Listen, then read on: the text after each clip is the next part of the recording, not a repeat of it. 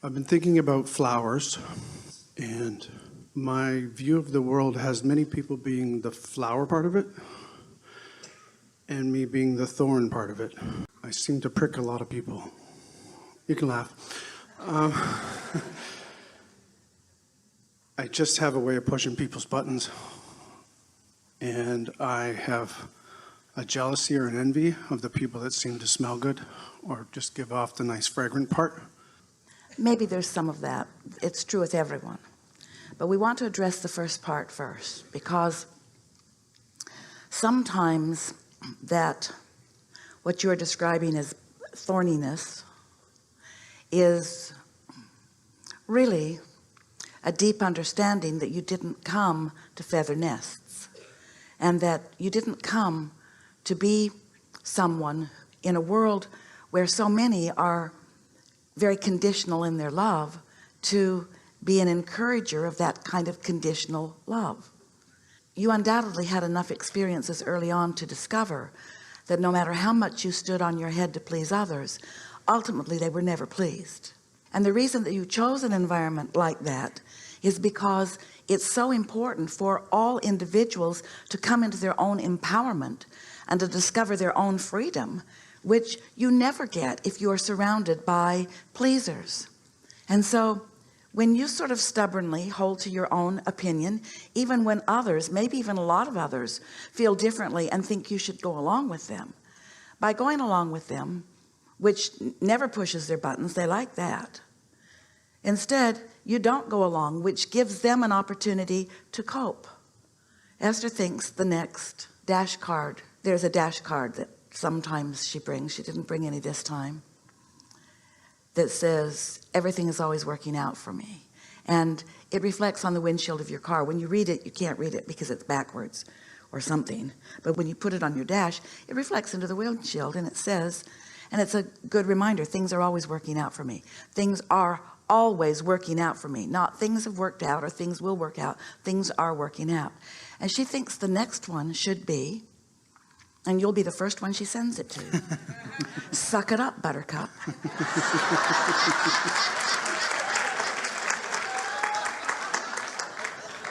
Because there are so many in the world who want you to please them so that they can feel better, and when you do, it does not help them.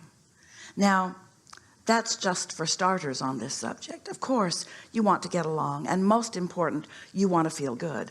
But if your feeling good is dependent upon keeping others around you feeling good, they're fickle. They might feel good today, but they won't tomorrow, and that gets really old. So we see nothing wrong with you being thoughtful and holding your own, and we certainly don't think that you should cave in to the pressures of peer groups or.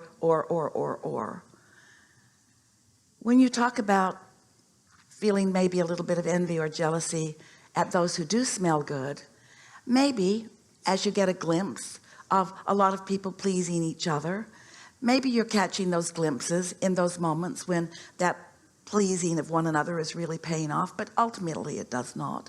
Don't let your goal in life be to perform or behave in a way for the sake of the pleasure of others. Let it be about coming into alignment with who you are, standing with who you are, and your inner being and their inner beings don't do that. That's why they have at times, oftentimes, negative emotion.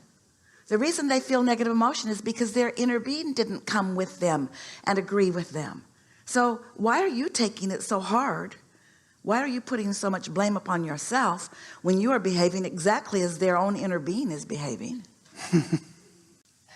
What's the truth? The truth is I struggle then to be happy when I am the seeming cause of other people's discomfort. Well, you're in a bind here because you have stubbornly decided, and you were born with this intention, by the way, so don't be hard on yourself about it.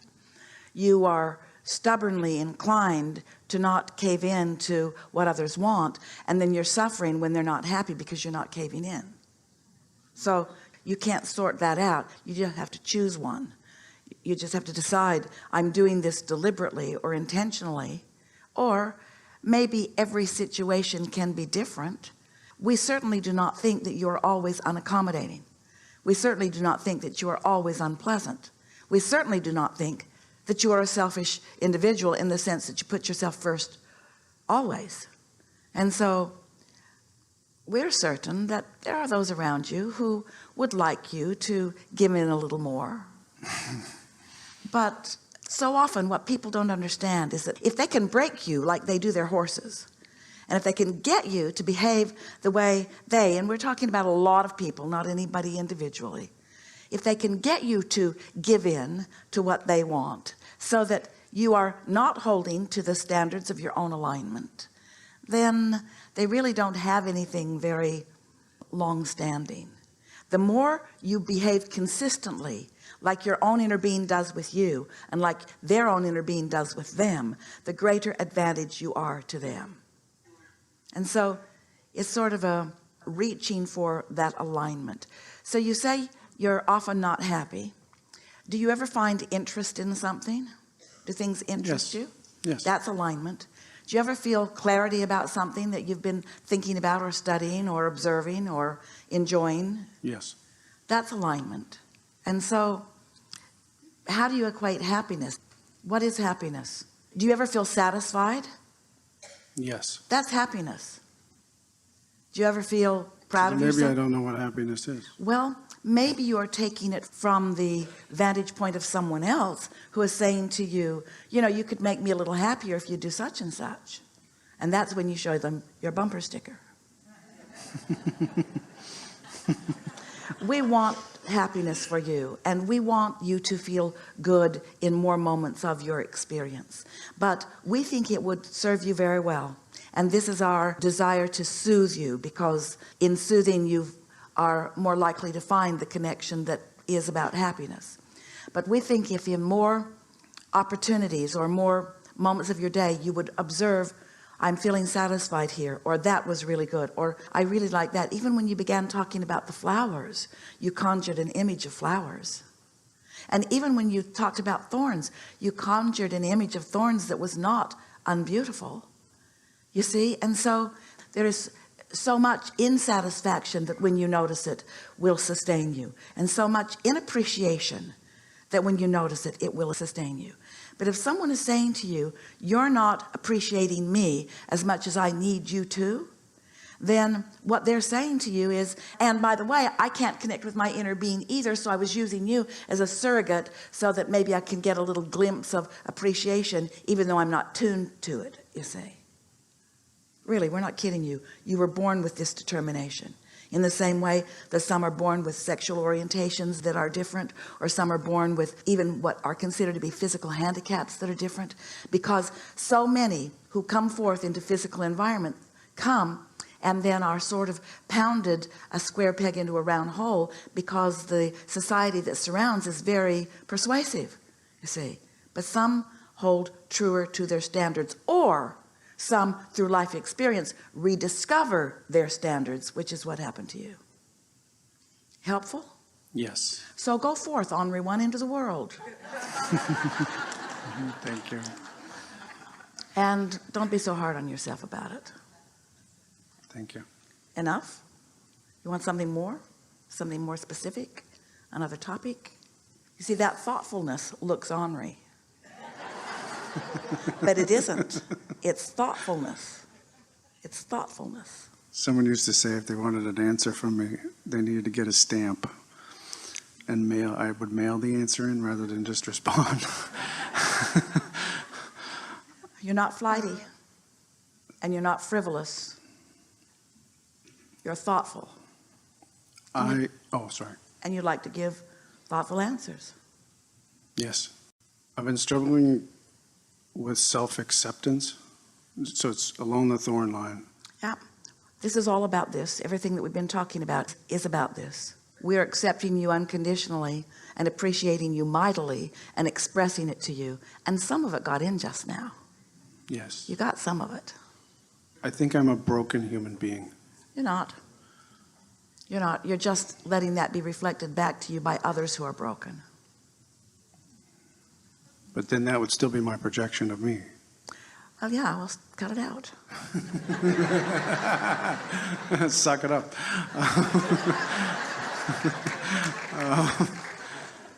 I have an idea that a broken human being is not good. And so over the past couple of days, when you talked to the lady about her diabetes being something where she could learn balance, and I was thinking about that towards myself. Did I choose certain broken aspects, not because it's good or bad, but just to learn balance? Well, don't make it a blanket statement, did I choose or am I choosing? Just acknowledge that sometimes you choose discordant thoughts and sometimes you choose thoughts that are thoughts of alignment. And everybody is doing the same to one degree or another. But we don't think that it is necessary or helpful to try to go back into your past to isolate incidents which caused you to begin responding against yourself. We think it is far more helpful to acknowledge that your inner being is always pro you, always appreciating you, and that the most broken that you can ever be is disagreeing with your inner being who is always pro you. It's really tricky though, because when you feel unhappy about something, you can't get a glimmer of your happy inner being who is adoring you or who is appreciating you. So that is the work.